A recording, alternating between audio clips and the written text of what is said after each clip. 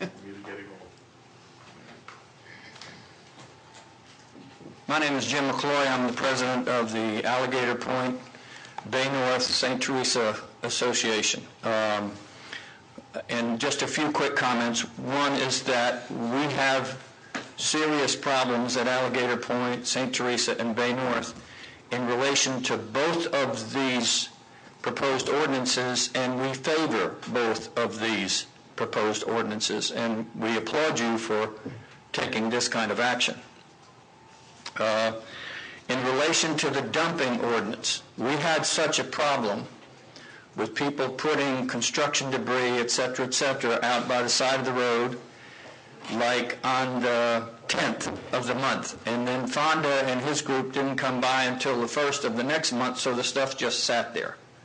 And according to your present ordinance, it's against the ordinance to put construction debris out, but there's no teeth and nothing's done. So we took it upon ourselves to I wrote a letter and sent it to the 815 property owners at Alligator Point saying, here's the dumping ordinance, here's what you can put out, here's when you need to put it out, and we have, because we informed the public, here's the ordinance.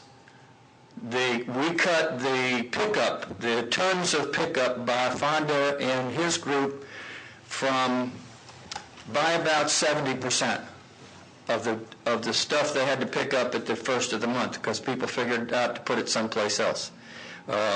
So we feel like we've done our part in helping reduce the amount of trash on the side of the road, but we applaud this ordinance.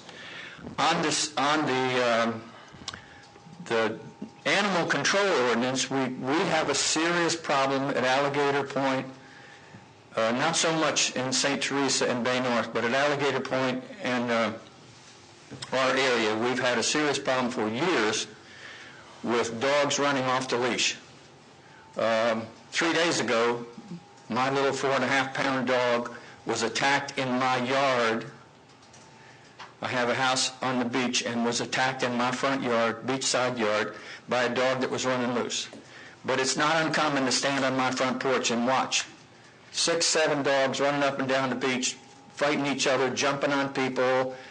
So because of that, and because we've had a serious problem over the last couple of years with people illegally parking, last summer, and again this summer, my board has approved the expenditure of money to hire off-duty deputies on the weekend.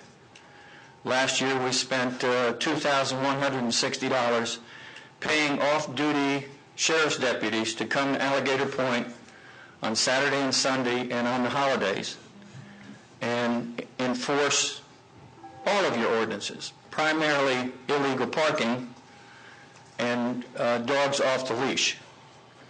In the past, this past summer, all they did with dogs off the leash is ask the people to please put the dog on the leash. So people would carry their leash around in case the cops came. But they wouldn't do anything. So the cops show up and they put the leash on. And then as soon as the deputy leaves, they take the leash off. And they run around and they aggravate people and they defecate on the beach and on property. So we applaud this. My question is on this ordinance as drafted, and the main reason I asked to speak is that it's confusing and unclear to me the way the ordinance is written, whether sheriff's deputies working at Alligator Point can enforce this ordinance, because it says on page 1, it says animal control officer means blah, blah, blah, blah, blah, blah, blah. And then it says state or local law enforcement officer or other employee whose duties in whole or in part include assignments that involve seizure and impoundment. So if we hire a deputy and he's a certified law enforcement officer and he's working for the sheriff and he can enforce all the ordinances, does he have to have as part of his duties animal control, or it's just not clear? So if you would take a look at that And then on page 20 of the ordinance, it says,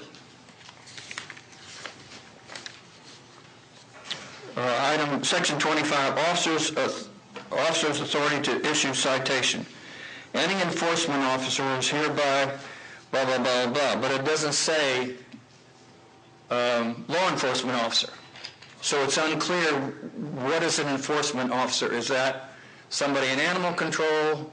It's just not clear. So if you could take a look at that, we would advocate that a law enforcement officer who's duly certified and works for the sheriff in this county should be allowed to enforce this ordinance. Maybe not to the point of taking the animal to the shelter, but at least in writing the citations. Be glad to answer any questions. Thank you. Any questions? Can you respond to his points, or?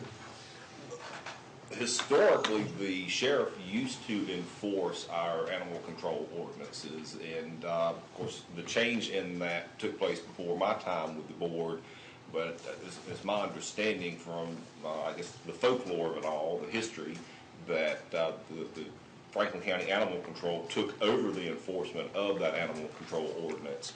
And so historically, the sheriffs have not been enforcing that since that change in the ordinance was made probably 20 years ago. Now, if the board and the public are inclined now to go back and change that, then that is a few minutes on the keyboard, and I can make that correction. But right now, historically, the sheriff's department has not been part of the enforcement of this animal control ordinance. It's just been your local officers out of that department headed by Mr. Fonda Davis. That's my understanding. Comment. Sir. Mr. McClure makes a good point, I think. I support the ordinance as well. We have the same issues in St. George Island.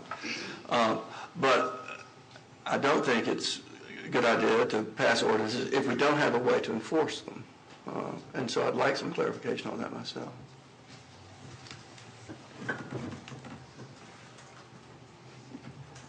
Michael, get it out.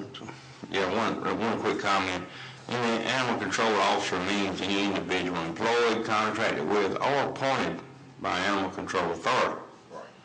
I mean, there's another thing we need to deal with the Franklin County Sheriff's Office on this issue. We don't need to be doing this without their input. Correct. But as far as the off-duty officers that Mr. McCoy is referring to, if they work over there on an off-time basis as an off-time officer, they can be appointed by the Animal Control Authority to enforce the ordinance. Yeah.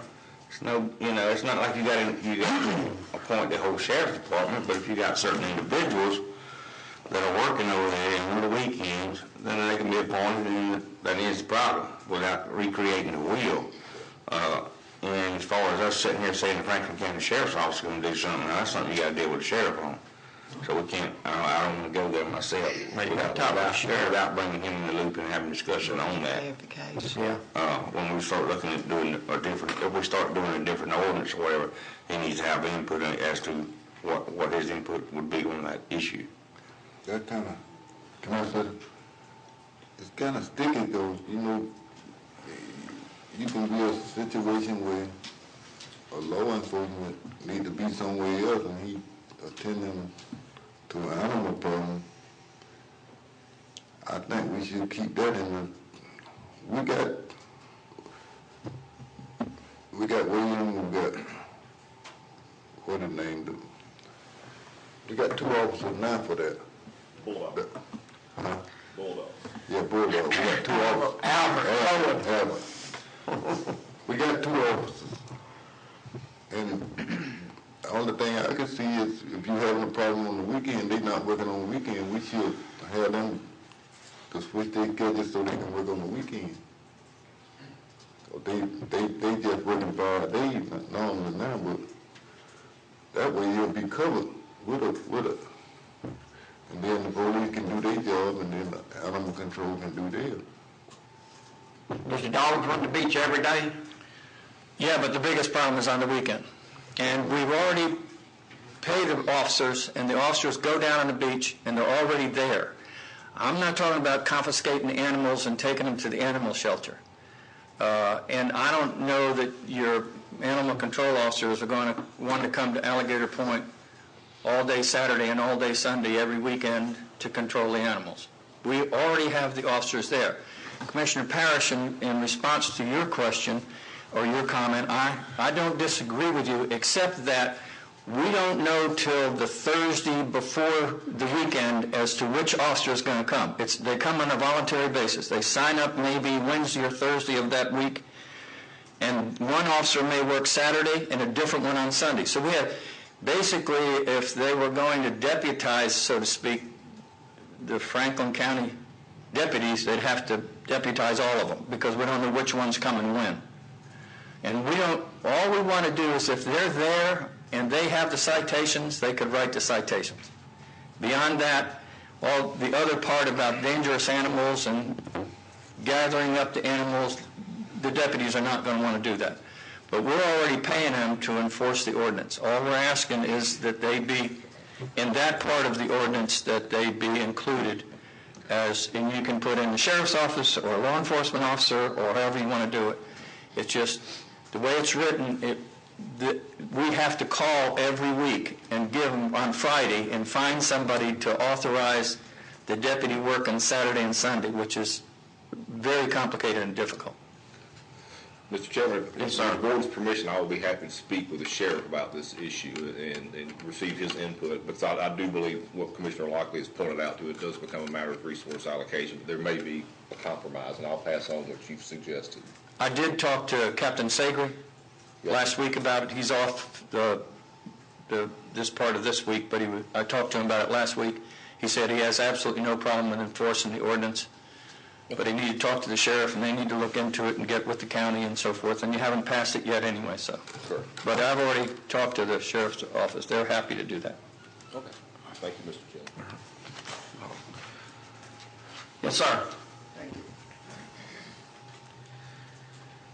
My name is Richard Fravel. I'm a resident of Lanark. And first, I thank you for the opportunity to do this thing twice, because I think it needs to be well covered and well advertised.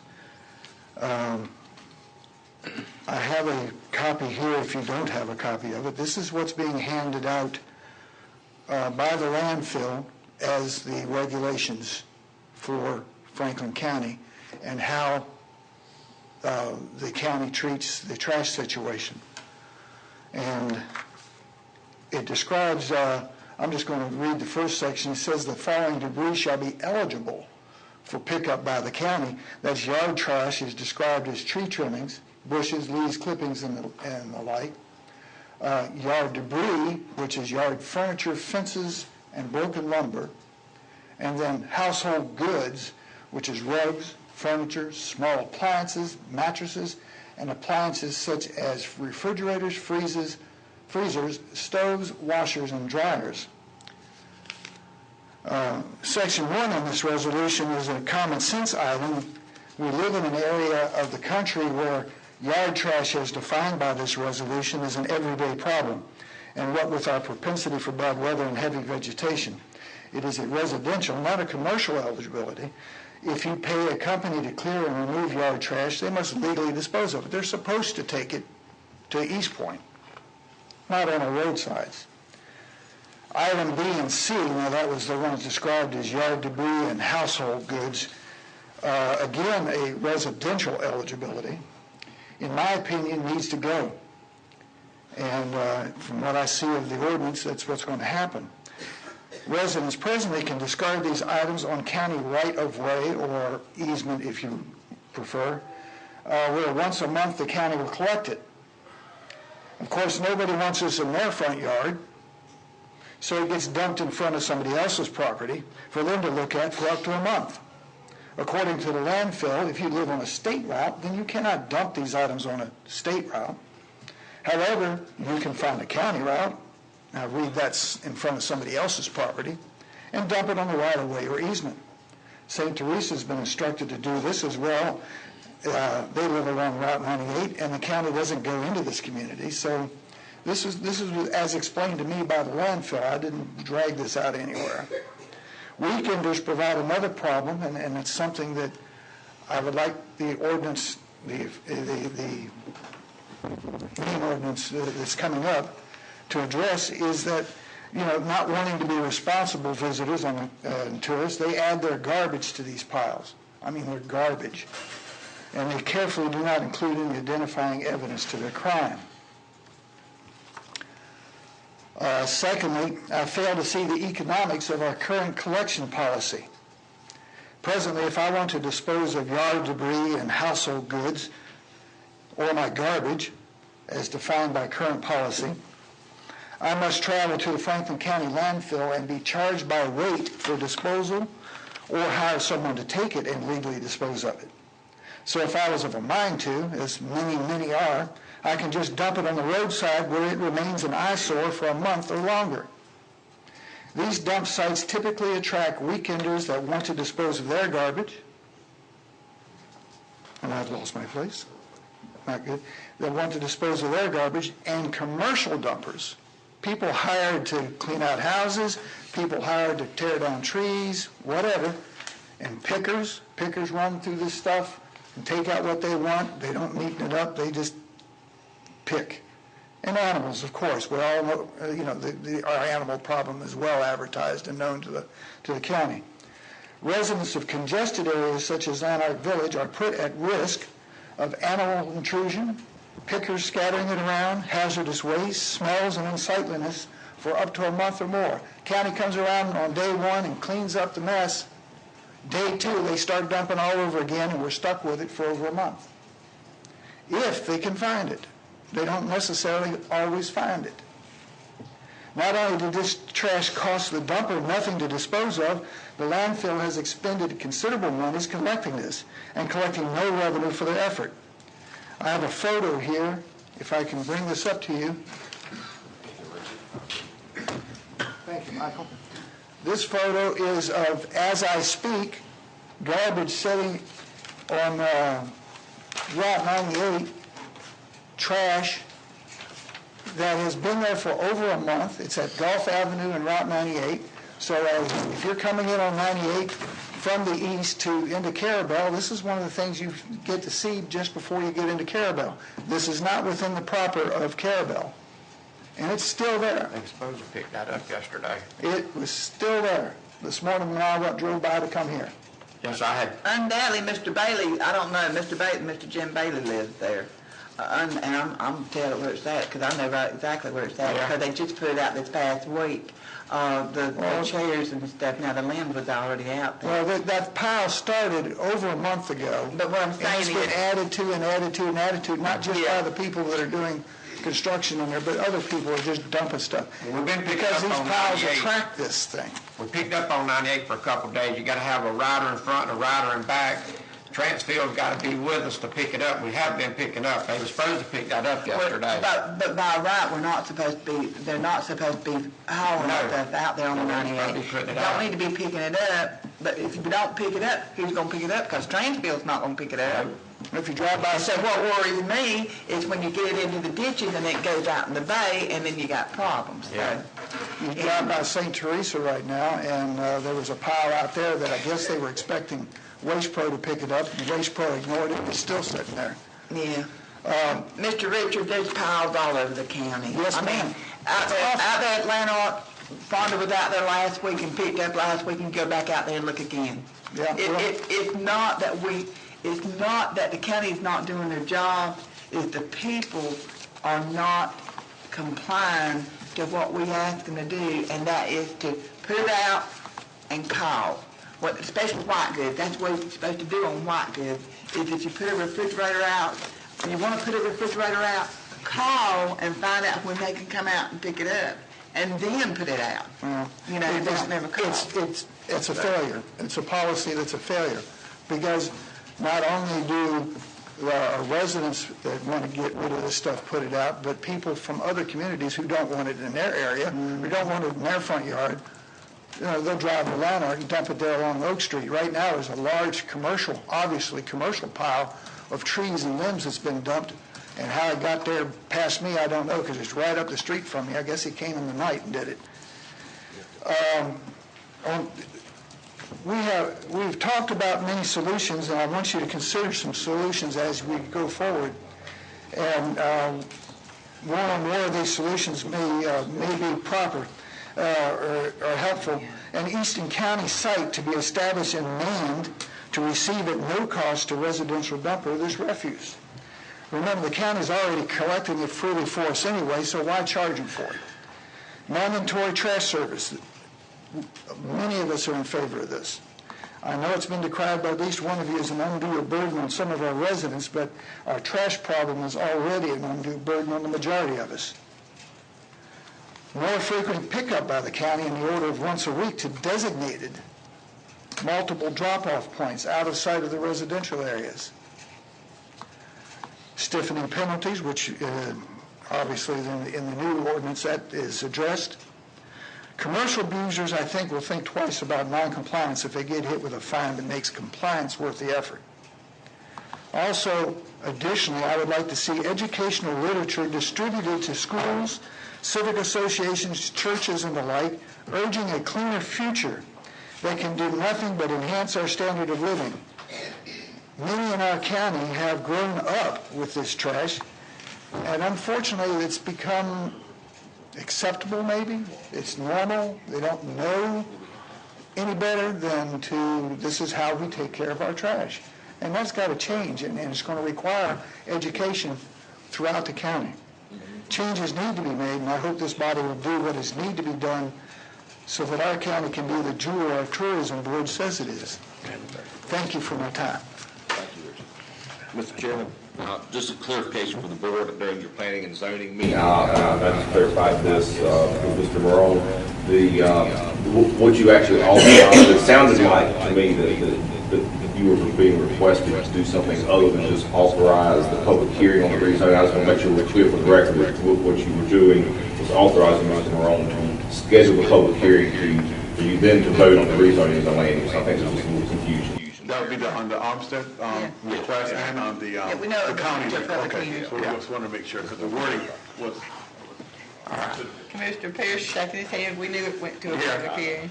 Well, I know. yeah. All right, any more public comments? Okay. Mr. Bob Flowers, I want to come up for a minute, please, sir.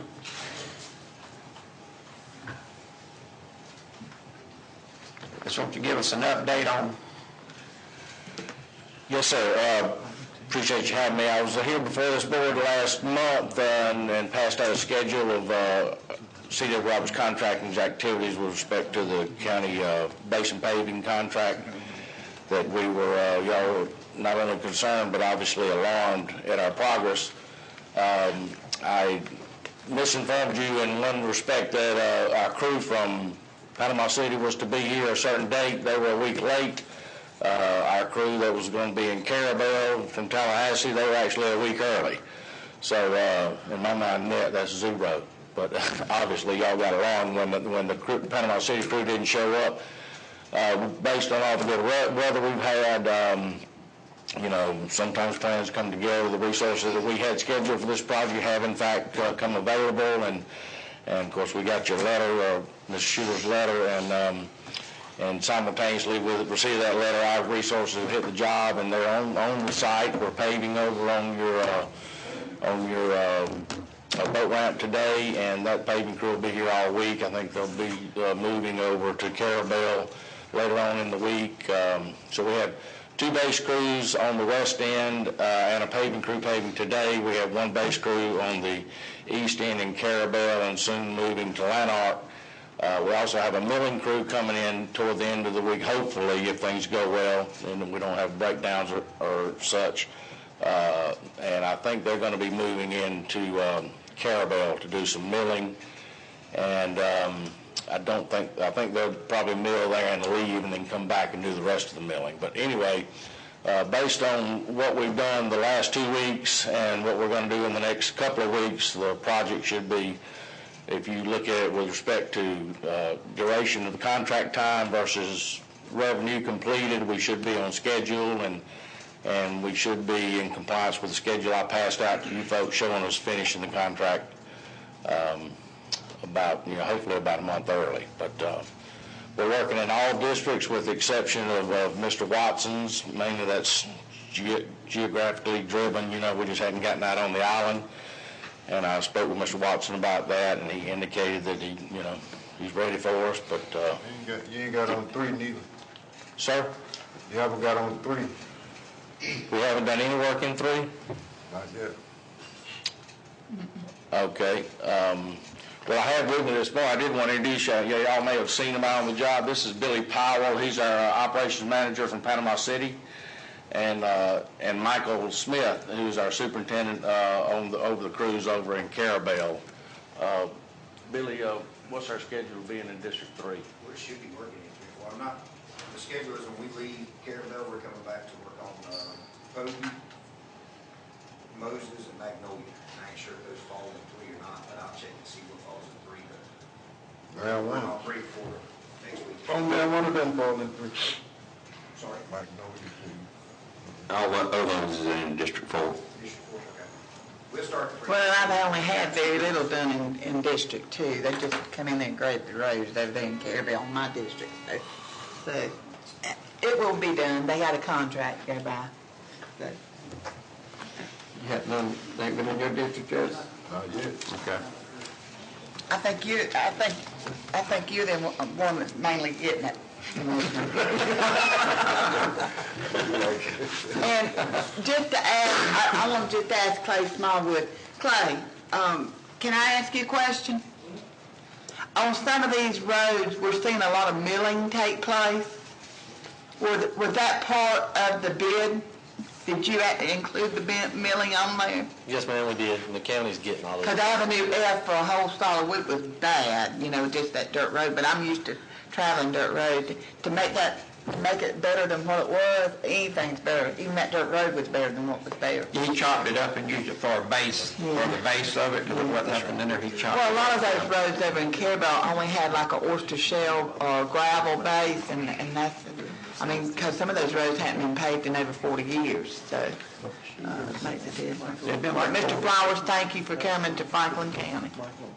Mr. Chairman, I've checked my notes and also checked with the clerk. We don't have a second or a vote on the rescheduling of the 2 public hearings. I make a motion to reschedule. Thank you, Mr. Flowers. Just for the record, that would be at 11 o'clock, April 19th, at the meeting in Carabel. I have a motion, need a second? Second. Have a second, all in favor?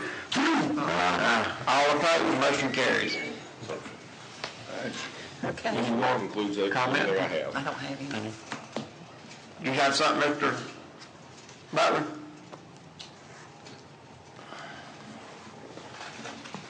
I'm sorry I was late coming. I was coming to, Well, the ordinances are tabled. right. I was going to apologize for being late, but I was working with Max Davis, a junior at the Franklin County Schools. The American Legion Post 82 is sending him to Boise State in June 19th to 26th. So I was busy getting him registered, and I brought him here to see how our local government operates, so he'll have a good impression when he gets up there and talking with other youth from around the state. Where did you say he was going? He's going to the Boise State. State, American okay. Legion sponsors it. They will go up to the Capitol. They will get more intensive instruction on civics and duty and responsibility. They will be given a fictitious county and state of which they will decide their own representation. They'll elect their own officers all the way up to the governor. And he will be taking an initiative forward, hopefully from this county. The one that he's indicated is the fracking and the possible ramifications of fracking. Absolutely. So I think he will well represent our county. Congratulations, son. Absolutely. Talking about the fracking, and we're up in the public comments and everything anyway, and I was quite surprised to see that subject come up in national debate. And it's getting to be a serious problem. Even Oklahoma is realizing that it's a serious problem with methane gases and stuff. So I congratulate you on going to Boise State. And I was pointing that out to him that at the national level, they're talking about passing something that may come in conflict with the states. And so one of the things that he will be learning about is how we have federal mandates that sometimes encroach upon state and local governments. So he'll have appreciation for that, because I know y'all deal with that on a constant basis. But besides that, I plan to be here earlier to talk about the Lanark Village litter, but we will continue to talk on that and try to work to a mutual solution. Any more public comments?